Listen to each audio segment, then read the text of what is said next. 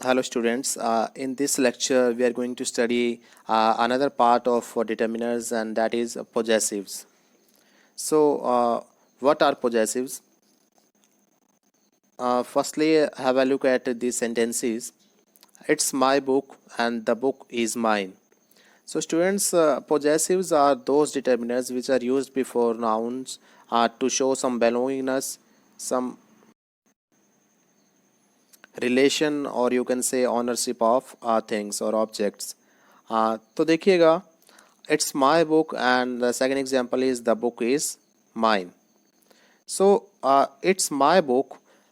This my word is used before the noun book. इसका मतलब क्या हुआ, ये अगर noun से पहले यूज़ हो रहा है तो ये possessive determiner है, और you can say possessive adjective है ये. और सेकंड वन जो है this the book is mine, mine से के बाद कोई नाउन नहीं है तो वो पॉजेसिव प्रोनाउंस कहलाते हैं. So clear. सो अगर कोई डिटर्मिनर नाउन से पहले आ रहा है that is called possessive determiners. And if any personal pronouns come without any noun, so that is called possessive pronoun.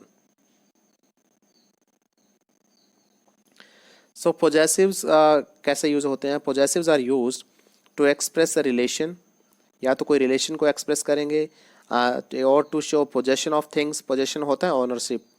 तो किसी भी आप यू कैन से कि थिंग्स की ऑनरशिप को वो शो करते हैं कि किसी के पास कोई चीज़ है, my pen, my book, okay. और relation means my father, to show belongingness also. So these are more or less same thing, and these show the belongingness also. Possessives can be used before singular, plural and uncountable nouns. तो ये किसी भी noun से पहले use किए जा सकते हैं, चाहे सिंगुलर हो, चाहे प्लूरल हो, और या अनकाउंटेबल नाउन्स हो. Next is some examples of possessives. One must do one's duty. देखिए वंस का मतलब क्या है, एक बेलोंगिनेस शो हो रहा है, अपोस्ट्रोफी जहाँ पे लग के कि खुद की ड्यूटी है मेरी, तो वो पॉजेसिव है. Next is our school is affiliated to CBSE. Our school means हमारा स्कूल, तो ये भी क्या है, एक पोजेशन है और बिलोंगिंगनेस को शो कर रहा है. Next is her notebooks are not in proper order. Her notebooks मतलब उसकी notebooks. And their honesty is well known to us. Their मतलब उनकी ऑनेस्टी. तो ये जितने भी वर्ड्स रेड में हैं तो ये सभी एग्जांपल्स हैं पोजेसिव्स के, क्योंकि इन सभी के बाद नोट कीजिएगा कि आप नाउन आ रहा है, और ये नाउन भी आ रहा है और साथ ही में ये पोजेशंस या बिलोंगिंगनेस को शो कर रहे हैं. And one more example is there, where have you lost your wits. So these were some of the examples of possessives. अब देखिए एक डिफरेंस है इनमें possessive determiners and possessive pronouns में. अगर मैं बात करूं सिंगुलर और प्लूरल्स की, अगर हम बात करूं मैं पर्सन्स की भी, first second and third, there are 3 persons in English. तो my car is singular and our books is plural. तो यहाँ पे देखिए इन दोनों के बाद ही नाउन्स आ रहे हैं, तो ये डिटर्मिनर्स है. और if I say this car is mine and this books are ours, तो इन दोनों ही केसेस में माइन एंड आवर्स के साथ कोई भी उसके बाद नाउन नहीं आ रहा, तो वो पॉजेसिव प्रोनाउंस कहलाते हैं. Similarly your phone, your pencils, और इधर हम कह देते हैं कि this phone is yours. His father, their parents. So these are examples of third persons. And इनके जो प्रोनाउंस रहते हैं वो हिज रहते हैं, his and theirs. This book is his, this books are theirs. This is her decision, और this decision is hers, and its fault. तो students अब ये देखिएगा आप क्लियरली, जो डिटर्मिनर्स के अंदर मैंने जो सिंगुलर एंड प्लूरल्स यहाँ पे लिखे हुए हैं, उनमें जो रेड वर्ड्स है वो डिटर्मिनर्स है, क्योंकि इन सभी के बाद नाउन्स आ रहे हैं. और प्रोनाउंस के अंदर मैंने ओनली वर्ड्स लिखे हुए हैं, इनके बाद कोई नाउन्स नहीं है, तो वो पॉजेसिव प्रोनाउंस कहलाते हैं. और एक और स्ट्रक्चर यहाँ पे, एक और बात यहाँ पे नोट कीजिएगा आप कि इट्स फॉल्ट जो है, इट्स यहाँ पे सिर्फ डिटर्मिनर बन के यूज़ हुआ है, इट्स कभी भी प्रोनाउन बन के यूज़ नहीं होता है. Next is there are some other uses of possessives. तो देखिए ये हमने बात कर ही ली कि ये एक रिलेशन या बिलोंगिंगनेस को शो करता है, जैसे Aman's diary, my neighbour's house. Even apostrophe भी लगा हो तो भी वो एक पॉजेसिव का फॉर्म यहाँ पे शो कर रहा है. Determiners always come before a noun. possessive determiners always come before a noun, they never come alone. जैसे my book, our house, their plans. तो इन सभी में जो रेड वर्ड्स है वो नाउन से पहले आ रहे हैं. थर्ड इज possessive determiner जो है वो all, both, half या फिर ये स्ट्रक्चर जो यहाँ पे दिया हुआ है कि अ क्वांटिफायर प्लस ऑफ, इनके बाद भी आ सकता है. Examples all my money, some of your friends, one of my shops, a lot of his time. तो ये जो वर्ड्स रेड में गिवन है ये ऑल के बाद, सम ऑफ के बाद, वन ऑफ के बाद, अ लॉट ऑफ के बाद भी आ सकते हैं. नेक्स्ट इज अगर कॉन्टेक्स्ट क्लियर है तो नाउन को छोड़ा भी जा सकता है, केवल प्रोनाउन ही यूज होता है. जैसे मैंने आपको बताया नाउन आएगी तभी ही ये पोजेसिव डिटर्मिनर कहलाता है. For example I'll read from your book, I haven't got mine with me. तो मैं तुम्हारी बुक से पढ़ लूँगा. योर बुक, योर के बाद बुक आ रहा है देखिएगा, और उसके बाद आई हैवंट गोट माइन. तो माइन का मतलब बार बार हमें बुक रिपीट करने की ज़रूरत नहीं है, ये क्लियर हो रहा है कि माइन का मतलब माई बुक. ओके, तो ये जो माइन है वो तो पॉजेसिव प्रोनाउन है और योर है वो डिटर्मिनर है. That's not her car, hers is grey. तो देखिए ये गाड़ी उसकी नहीं है, उसकी जो गाड़ी है वो ग्रे है. हर्स का मतलब हर कार. तो her is determiner and hers is pronoun. Next is possessive pronoun can be use as a complement. Complement आपको मैंने पहले भी डिस्कस किया था जब हम आर्टिकल्स की बात कर रहे थे. Is this wallet yours? It is Rohit's. Okay, is this wallet your नहीं कहेंगे आप, योर्स, क्योंकि इज दिस वॉलेट के बाद अगर कोई वर्ड कंप्लीट करता है इस सेंटेंस को तो वो योर्स होगा, तो ये कॉम्प्लीमेंट कहलाएगा जो कंप्लीट करेगा. ओके, और इट इज़ रोहित भी नहीं कहेंगे, इट इज़ रोहित्स, मतलब ये रोहित का वॉलेट है. तो ये एक कॉम्प्लीमेंट बन के भी पॉजेसिव प्रोनाउन आ सकता है. अपॉस्ट्रोफी नहीं इसके साथ यूज किया जाता है. स्टूडेंट्स अक्सर बच्चे गलती करते हैं, लेटर्स जब वो लिखते हैं तो लास्ट में जब वो लिखते हैं ना कॉम्प्लीमेंट्री क्लोज में योर्स सिंसियरली, योर्स ओबीडियंटली, तो उसमें वो वाई और यू आर के बाद जो है अपॉस्ट्रोफी एस कर देते हैं. That is completely wrong. आपको विदाउट अपॉस्ट्रोफी इसे यूज़ करना होगा पॉजेसिव प्रोनाउन को. Next is with parts of the body.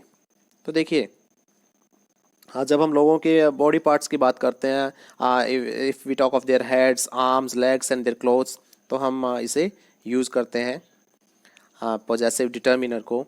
I stood there with my hands in my pockets. तो देखिए I stood there with the hands in the pockets नहीं, या फिर ऐसे भी नहीं कि with my hands in the pockets. आप इनमें आपके ही हैंड्स और आप ही की पॉकेट्स, क्लोथ्स की बात हो रही है, हैंड्स की बात हो रही है, तो आप इनमें पॉजेसिव डिटर्मिनर यूज करेंगे. So I stood there with my hands in my pockets. I have hurt my back. Okay, यहाँ पे भी बॉडी पार्ट की बात यूज हो रही है, तो इस केस में भी मैं बैक से पहले माई यूज करूंगा. But if we have just mention the person we can also use the in this pattern. तो देखिए इस पैटर्न में अगर हमने अभी भी पर्सन की बात की है तो द भी यूज कर सकते हैं. जैसे ही held me bye the arm, तो मी आ गया ना, मी का मतलब क्या है, पर्सन, मेरी बात हो रही है. So he held me by my arm की बजाय हमने लिखा बाय द आर्म, अगर पर्सन मेंशन किया हुआ है तो. Someone pushed him in the back, तो हिम आ गया, that means this is also person, किसी पर्सन की बात हो रही है तो इसलिए द बैक यूज हो गया यहाँ पे. नेक्स्ट इज पॉजेसिव डिटर्मिनर के साथ अगर हम ओन यूज करते हैं तो वो एक एक्सक्लूसिव रिलेशन को शो करता है. जैसे I'll move to my own house, मतलब वो घर सिर्फ मेरा होगा. ठीक है, तो माई के बाद हमने ओन यूज किया पॉजेसिव डिटर्मिनर के बाद, तो this shows an exclusive relation. You are expected to write with your own understanding. Your own understanding मतलब तुम्हारी खुद की अंडरस्टैंडिंग से. ओके, तो इसमें भी एक एक्सक्लूसिव रिलेशन शो होता है. Next is on your own. आपने सुना होगा ये फ्रेज, कई बार लोग यूज करते हैं. बाय योर सेल्फ सुना होगा, तो इसका मतलब होता है अकेला. जैसे I don't want to go there on my own, इसको आप इस तरीके से भी कह सकते हैं, I don't want to go there by myself. Okay, so I don't want to go there on my own, I will do this on my own, तो हम कई बार ये बोल देते हैं, तो इसका मतलब होगा अलोन. अब कुछ इडियम्स हैं जो पॉजेसिव्स के साथ यूज होते हैं, typicals. Let's study them. I will do my best. देखिए my best, my is a determiner, तो अगर हम ये यूज़ करें एक्चुअली इसके बाद देखिए जो है इसका मतलब ये रहेगा I'll do my best का मतलब कि I'll do as well as I can, कि मैं जितना मुझसे बन पाएगा उतना बेस्ट तरीके से करूँगा। We took our leave, okay sorry actually यहाँ पे ये took आएगा, we took our leave, तो इसमें क्या हो जाएगा कि हम लोगों ने जो है वो गुड बाय बोल दिया। ओके हमने उन्हें गुड बाय कह दिया, हमने जाने की परमिशन ले ली। We took our leave. Next is it was your fault we got late. तो देखिए योर के बाद फॉल्ट आया हुआ है यहाँ पे, तो योर फॉल्ट का मतलब if somebody is to be blamed, if somebody is to blame then we can say your fault. और इसके बाद है I have changed my mind. My mind का मतलब यहाँ पे होगा I have changed my decision. Okay students, so these were some of the idiomatic expressions used with possessives. And now we'll talk of demonstratives. So before we talk of demonstratives, just go through this conversation. यहाँ पे रमा और सीमा के बीच में conversation चल रही है, and जो words यहाँ पे बोल्ड किए गए हैं those all are demonstratives, this that these those, because these words are use to point to something. ये सिंगुलर वर्ब्स के साथ जो है हम सिंगुलर ऑब्जेक्ट्स के साथ हम दिस एंड दैट यूज़ करते हैं, एंड प्लूरल्स के साथ हम दीज एंड दोज यूज़ करते हैं। And this and these you can say show nearness, and that and those show you can say far away objects, those indicate towards distant objects और time. तो देखिएगा डेमोन्स्ट्रेटिव्स में mainly जो हम study करते हैं वो this, these, that and those. तो दिस एंड दीज जो है वो नियरनेस को शो करते हैं, एंड दैट एंड दोज जो है वो डिस्टेंस को शो करते हैं।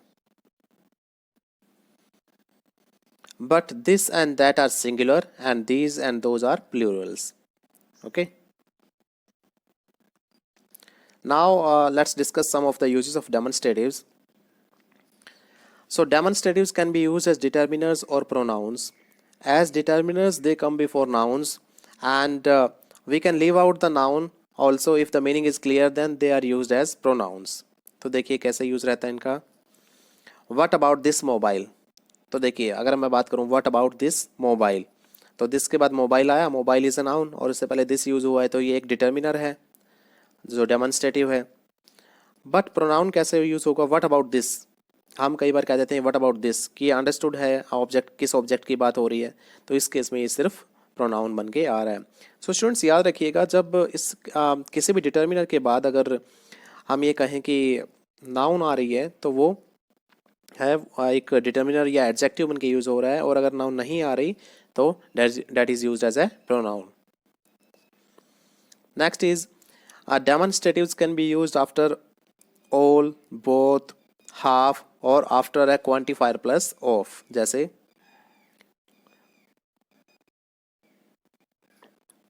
Both these machines are not working, तो हमने बोथ के बाद दीज यूज किया है और दीज के बाद मशीन्स आ रहा है, मतलब नाउन आ रहा है. तो देखिए जो दीज है डेमोन्स्ट्रेटिव, ये बोथ के बाद भी यूज किया जा सकता है. इसी तरीके से ये ऑल के बाद, हाफ के बाद और क्वांटिफायर प्लस ऑफ के बाद भी यूज किया जा सकता है. जैसे I have read most of this chapter, most of के बाद देखिए दिस आया है और उसके बाद नाउन चैप्टर आ रहा है. And third one is after demonstratives, instead of singular और plural nouns we can use one और वंस. तो देखिए डेमोन्स्ट्रेटिव्स में सिंगुलर और प्लूरल नाउन्स के बजाय आप वन और वंस भी यूज कर सकते हैं. कैसे? This is pretty common expression, आपने देखा भी होगा काफ़ी. I like this pen, suppose अगर मैं कहूँ तो मैं ये भी कह सकता हूँ कि I like this one, instead of saying pen या नाउन को यूज करने के बजाय I like this one. What about those ones, okay, what about those people, what about those ones. तो ये आप प्लूरल के साथ तो वंस और सिंगुलर के साथ वन यूज हो सकता है in place of noun. Next है दिस इज ऑल्सो इम्पोर्टेंट कि जब कोई चीज़ सेकेंड टाइम मेंशन की जाती है तो हम डेमोन्स्ट्रेटिव के बजाय उसमें इट और दे यूज करते हैं. देखिए कैसे. This is a great place, तो मैंने पहली बार उस प्लेस को मेंशन किया, मैंने दिस बोला. सेकेंड टाइम में मैं ये नहीं कहूँगा इजंट दिस, इजंट इट, उसी प्लेस के लिए मैंने इट यूज़ किया. And I hope we will remember it, और हम जैसे मैं उम्मीद करता हूँ कि हम लोग इसे याद रखेंगे. तो फर्स्ट टाइम मैंने दिस यूज़ किया और सेकेंड टाइम में मैंने इट इनको यूज़ किया है, मैंने उस डेमोन्स्ट्रेटिव को दोबारा यूज़ नहीं किया। एक और एग्जांपल है, these books are soiled I left them outside. तो देखिए फर्स्ट टाइम बुक से पहले दीज यूज़ हुआ है, ये एक डेमोन्स्ट्रेटिव है, लेकिन दूसरी बार मैंने उसकी जगह देम यूज़ किया है। आई लेफ्ट दीज या दोज यहाँ पे यूज़ नहीं होगा, आई लेफ्ट देम आउटसाइड।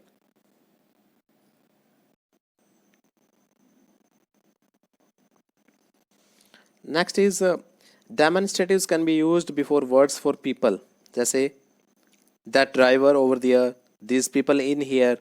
तो देखिए ड्राइवर और पीपल ये जो वर्ड्स है वो पीपल के लिए यूज़ किए जा रहे हैं और इनसे पहले हमने डेमोन्स्ट्रेटिव को यूज़ किया है, that person over their. Next is देखिए दिस और दैट को हम तब यूज़ करते हैं, खाली only this and that use किए जा सकते हैं जब हम लोगों को आइडेंटिफाई करते हैं। For example, father this is my friend Rishabh. देखिए मान लीजिए मेरा कोई फ्रेंड है ऋषभ, और अगर वो मेरे घर आता है और मैं अपने पापा से उसका इंट्रोडक्शन करवा रहा हूँ, तो आई कैन से कि father this is my friend Rishabh, okay, then father might say hello Rishabh. तो दिस इज़ माई फ्रेंड मतलब मैंने इंट्रोडक्शन करवाया अपने फ्रेंड का दिस यूज़ करके, तो इस तरीके से दिस का यूज़ किया जा सकता है। और मान लीजिए कोई दरवाजे पे है, if I say that was Raman at the door, okay, that was Raman at the door, और उसके बाद कोई पूछ लेता है मुझसे, oh what did he want, तो दैट वाज रमन का मतलब यहाँ पे भी मैंने आइडेंटिफाई किया है किसी पर्सन को। बट अगर हम बात करते हैं फ़ोन पे, देखिए ये तो हमने किसी और को आइडेंटिफाई किया, लेकिन if you are talking over phone, if you are talking with somebody over phone, तो हम इसे दिस को तो अपने आप को आइडेंटिफाई करने के लिए यूज़ करते हैं, और दैट को सामने वाले पर्सन के बारे में पूछने के लिए कि वो कौन है तब यूज़ करते हैं। कैसे? जैसे this is Rishabh, hello this is Rishabh. अगर मैं फ़ोन पे बात कर रहा हूँ, if my name is Rishabh, तो मैं कहूँगा कि हेलो दिस इज़ ऋषभ, मैं फ़ोन पे बात कर रहा हूँ, तब मैं दिस बोलता हूँ। और अगर मैं सामने वाले पर्सन से पूछ रहा हूँ कि कौन है वो, तो मैं कहूँगा कि is that you Raman, is that you Raman. तो स्टूडेंट्स, अब बच्चे एक गलती करते हैं, I mean whenever they talk with someone face to face they say this, no for introducing themselves they use this, so that is wrong। वो उस case में माई सेल्फ और दिस बोल देते हैं, so that is wrong। उस case में उन्हें कहना चाहिए आई एम और माई नेम इज़, या if you are talking with somebody और फोन, तो दैट इज़ ओके कि आप कह सकते हैं कि दिस इज़, आप उसके बाद अपने आप को इंट्रोड्यूस कर सकते हैं, या फिर अपने किसी फ्रेंड को इंट्रोड्यूस करने के लिए, जैसे मैंने एग्जांपल दिया कि this is my friend Rishabh, इस तरह से आप दिस को यूज़ कीजिएगा, but not in that way.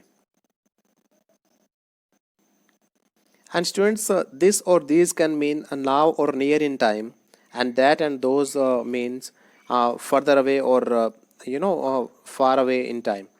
तो अभी के टाइम को बताने के लिए हम दिस और दिस यूज़ कर सकते हैं, और बाद के जो दूर का समय उसको बताने के लिए या पहले का समय उसको बताने के लिए हम दैट एंड दोज यूज़ कर सकते हैं। For example, he staying with us this week, तो इस वीक वो हमारे साथ रह रहा है, तो हमने दिस वीक यूज़ किया क्योंकि अभी का टाइम बता रहा हूँ मैं ये।